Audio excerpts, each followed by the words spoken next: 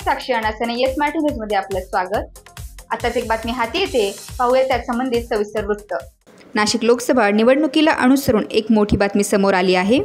नाशिक लोकसभेचे उमेदवार हेमंत गोडसे, राजाभाऊ वाजे, शांतिगिरी महाराज यांना निवडणूक आयोगाकडून नोटीस बजावण्यात आलेली आहे।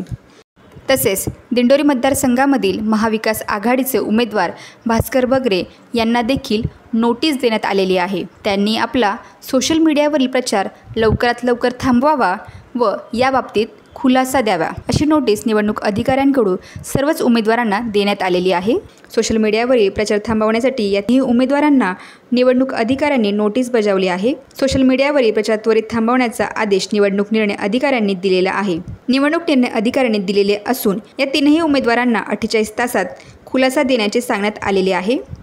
दरम्यान सोशल मीडियावर प्रचार करत असताना परवानगी घेतली नाही असा आरोप या तीनही उमेदवारांवर करण्यात आलेला आहे। 48 तासांच्या आत हेमंत गोडसे, राजाभाऊ वाजे, शांतिगिरी महाराज या उमेदवारांना खुलासा करण्याचे सांगण्यात आलेले आहे। सोशल मीडियावर विनापरवाना प्रचार केल्याने त्यांना ही नोटीस बजावण्यात आलेली असून सोशल मीडियावरील प्रचार त्वरित थांबवण्याचे सूचना देण्यात आलेली आहे। येस मराठीसाठी शहर प्रतिनिधी नाशिक।